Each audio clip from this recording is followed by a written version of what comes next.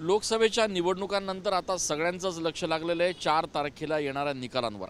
मी सध्या नाशिकमध्ये आहे आणि आपण बघू शकतोय की नाशिककरांना उत्सुकता आहे या निकालाची। मात्र नेमका निकाल काय लागेल, काही नाशिककर आहेत महायुती महाविकास आघाडी कोण बाजी मारेल नाशिकमध्ये वाटतंय? महाविकास आघाडी। काय कारण?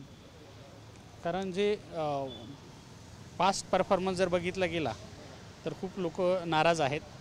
पक्षाच्या पलीकडे इथे जे स्टँडिंग खासदार आहेत त्यांच्या कामाची रूपरेषा आणि लोकांबरोबरचा समन्वय बघून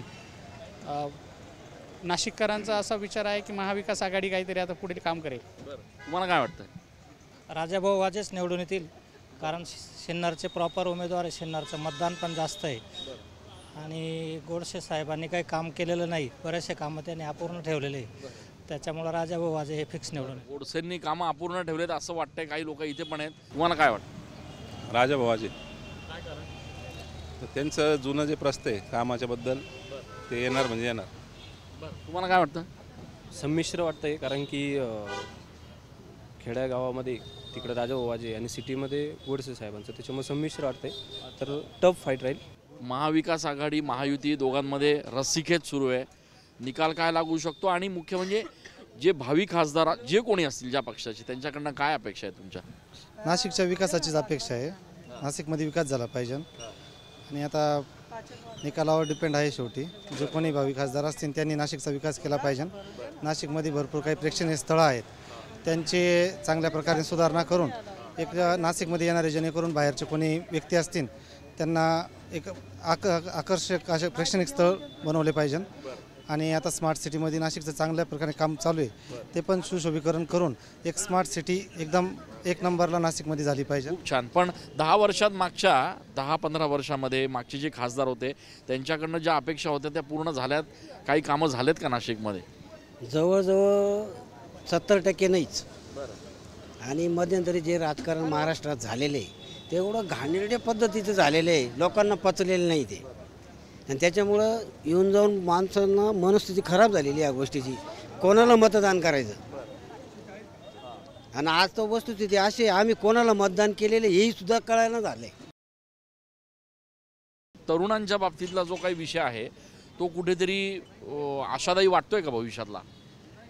नवीन चेहरा आता बघण्यासारखा आहे, पण केंद्रामध्ये मोदीच पाहिजे, कारण की जे आता मागील 10 वर्षांमध्ये जे चेंजेस बघितले आपण, जसं आपण घराच्या भिंती सुरक्षित तर घरातले लोक सुरक्षित असतात, तसेच मोदींमुळे जे आपलं हा देश जो सुरक्षित झाला आहे, आपलं पहिले परराष्ट्रामध्ये हे पण आलं, नाव येत नव्हतं बाहेरच्या देशामध्ये, मोदीमुळे हे पण वाढले। पण सेम आता जसं आपल्या नाशिकमध्ये जर नवीन चेहरा जर आला तर नवीन चेहरा जे आता राजाभाऊ वाजे म्हणा हे म्हणा, यांचे चान्सेस जरा ओव्हरऑल बघता त्यांचे चान्सेस जास्त आहे। काय वाटतंय, काय म्हणजे एकूण आशादायी चित्र आहे का? फोडाफोडीचं राजकारण झाल्यामुळे लोक नाराज होते, मतदानात टक्के कमीवारी झाली, पण तरी काय नेमकी अपेक्षा आहे? नाशिकमध्ये राजाभाऊ वाजेच अशी अपेक्षा आहे सगळ्यांचीच, आणि केंद्रामध्ये मोदी सरकारच पाहिजे। मोदी का बरं? मोदी आता मोदींनी जे कामं केले ते चांगलेच केले सगळे, राष्ट्राच्या हिताने सगळे चांगलेच कामं झाले आहेत। मोदी हे केंद्रामध्ये हवेच अशा पद्धतीची एक भावना लोकांची आहे। चहा विक्रेते आमचे काका आहेत, वर्षानुवर्ष इथे लोकांना तुम्ही चहा तुमच्या हाताने बनवून देत आहे। सर्वसामान्य विक्रेते असतील, दुकानदार असतील, यांना काय वाटतंय नाशिकच्या राजकारणाबद्दलचं काय चित्र आहे? म्हणजे महाविकास आघाडी महायुती काय नेमकं वाटतंय?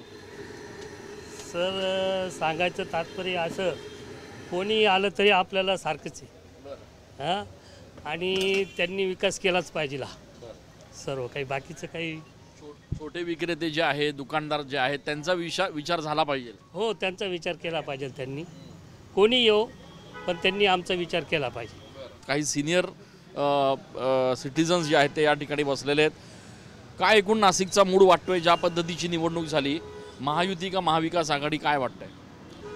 महाविकास आघाडी जोरात होती। काय कारण? जे पक्षाशी गद्दारी केलं काही लोकांनी, त्यामुळे नाराज होते लोक। काय वाटतं तुम्हाला, काय काय चित्र एकूण नाशिकमध्ये? महाविकास आघाडी, त्यांनी जे सांगितलं पक्षाची गद्दारी बहुली। दादा काय एकूण नाशिकमध्ये गेल्या 10 वर्षात विकास झालाय असं वाटतंय का? काय नेमकं राहिलं करायचं? तो बाहर का है हमारे को क्या विकास तो है। काय वाटतं तुम्हाला नाशिकमध्ये एकूण विकास झालाय काय? विकास तो ठीक है, लेकिन महाआघाड़ी का थोड़ा वर्चस्व ये समय रहेगा थोड़ा। अच्छा, क्या वजह है उसकी? वो थोड़ा चेंजेस। काय सांगाल काका, तुम्ही मतदान केलं का? मतदान केलं का? हा, काय सांगता एकूण काय नाशिकचा मूड काय वाटतोय? नाशिकमध्ये काय परिस्थिती असू शकते? काय आपल्याला पण नाही एवढं त्याच्यातलं सांगतो। तुम्हाला काय वाटतं?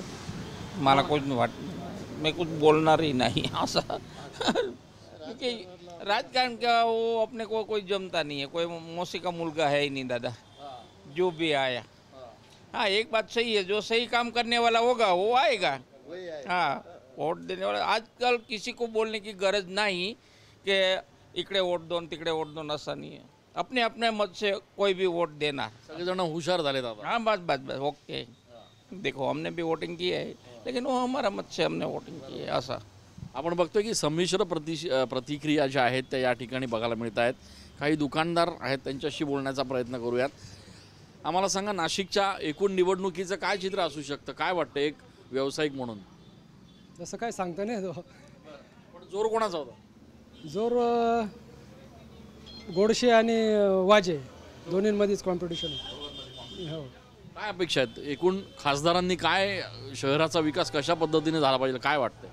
शहराच्या विकासासाठी त्यांनी निधी मंजूर करून आणला पाहिजे आणि तो वापरला पाहिजे, कमीत कमी 80% तरी वापरला पाहिजे असं। दुसरं काय, कमीत कमी 80% तरी निधी वापरला गेला पाहिजे। हो, सामंजस्य नागरिकांमध्ये वाढत चाललंय, कमीत कमी 80% निधी तरी वापरा अशा पद्धतीचं एक भावना जी आहे ती नाशिककर व्यक्त करतायत। नाशिकमध्ये महाविकास आघाडी आणि महायुती यांच्यातच रस्सीखेच बघायला मिळते असं सर्वसामान्य नाशिककरांचं मत आहे।